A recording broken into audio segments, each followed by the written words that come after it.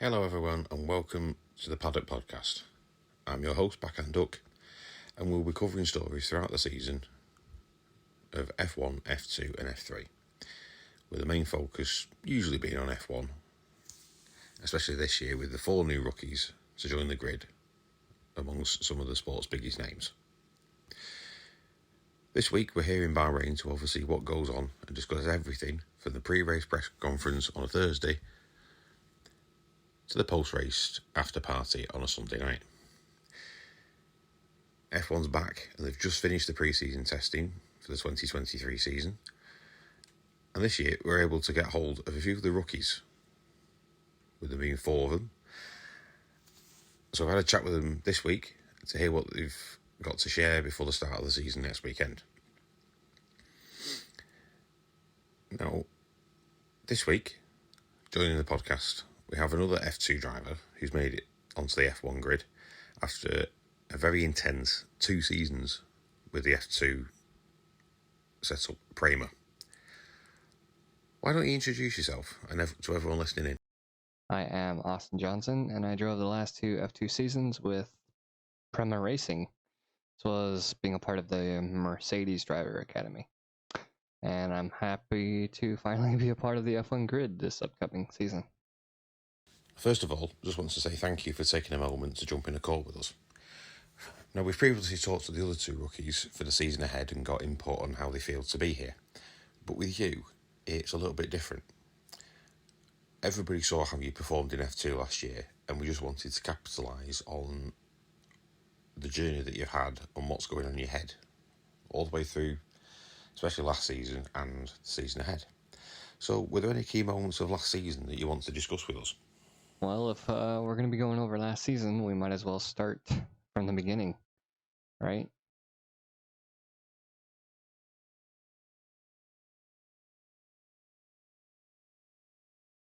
We are about halfway through the Bahrain GP for Formula 2, and Prema Racing is holding a strong 1-2 lead. Can they hold on to this lead when it comes to the team having to make pit stops?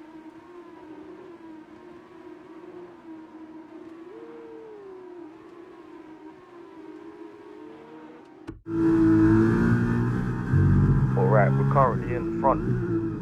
We're both drivers trying not to fight for position. We want to hold this lead. For sure. Just make sure the pit crew's on top of their game.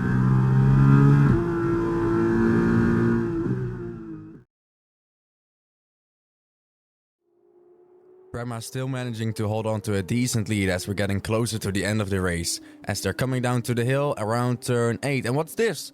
Pourchaire spins out, dropping out of 4th place, bringing out a yellow flag. Yellow flag, yellow flag. The safety car is out. You'll be coming in this lap, off this lap. What about Deruvula? Is he staying out? No, there will be a double stop. Repeat, a double stop. Alright. The safety car is out as we've got our eyes on Prema Racing, and they're double stacking. They have both drivers coming in for new tires as the entire grid is also coming in for their stops. And now Johnson is waiting in traffic. Prema Racing, leading the majority of this race, is now stuck in the pits waiting on all the other teams to pass before Johnson gets to leave the box. And Deruvula still has to make a stop. This can't be good for Prema Racing.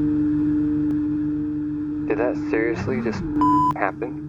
We know, just focus on the rest of the race, please. You're farther up the grid than the Ruvula. So, we need you to fight for points. Copy. I hope we can get back into the points.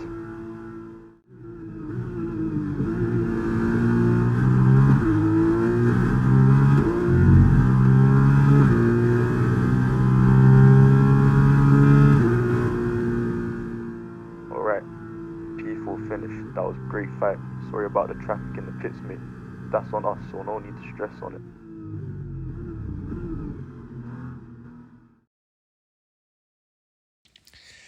So, you finished in P4 after leading most of the race, and Pourchaire didn't end up getting any points, but what we were able to gather was that the Prema team was one to look out for. A lot of people talk about how most of the teams got stuck in the pits. How did you feel about that? Yeah, we were leading the race, and we knew we were going to lose some positions.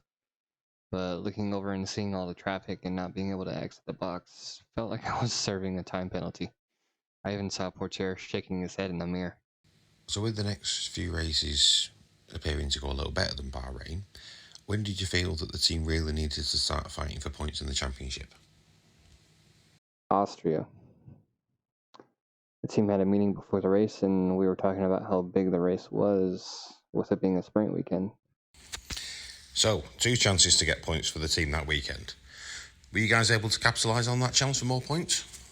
Well, we did okay during the sprint, and with my P2 finish during the main GP, that actually put Prema Racing in the lead of the championship at the time.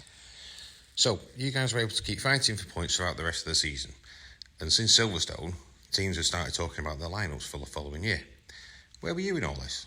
Did you know where you were going? Well, I hadn't really told anyone at the time, but after Silverstone, I had several teams contact me about a possible seat for F1. So the thing is, no one actually got any confirmation on what teams you were talking to, who they were, things like that. So what more did you have to show in order to get a seat in F1? If you really want to know, Mercedes didn't contact me, but I was talking to McLaren and then Aston Martin, and if I performed well enough for the rest of the season, they would see if they can slot me in.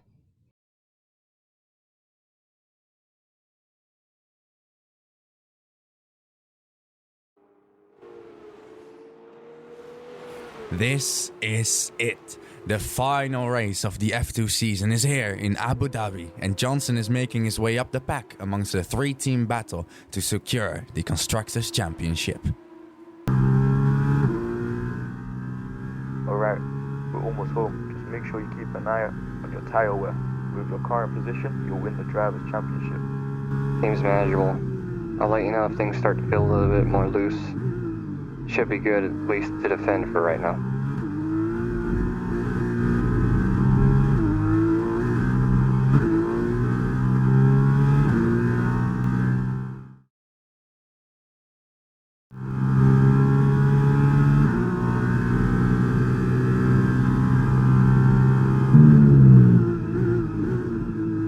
My tires are starting to feel a lot more worn than they were a few laps ago. What should I do? Just hang in there. 3 laps to go. I repeat, 3 laps to go.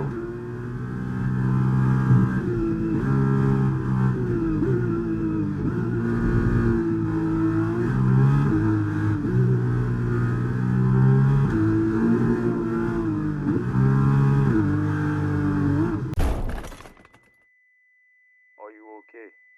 Engine off. Engine off. Let the cars pass before you get out.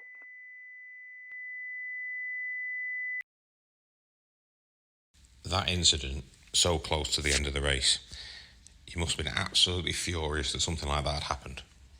I honestly didn't know what to think. All I can remember is that I saw the wall getting closer, then everything went quiet as I sat there. No injuries or anything like that, but I guess I zoned out when the officials walked up. So that crash brought out the safety car, but the team still managed to win the Constructors' title thanks to your teammates' position in the points. Were you happy about that at least? I'm pretty sure that was the only thing I was happy about at that point, but the team got some points. So after the season ended, what happened next? So McLaren and Aston Martin, did they get in touch with you after the season ended? Unfortunately, neither team did. It was about a week after the season that I got an email from both teams, and they didn't want me as their driver for the next season. But you were contacted by someone in F1, so at least you knew you still had a shot to get a seat on the grid. Well, I guess I did. I just wasn't expecting it or expecting how it happened.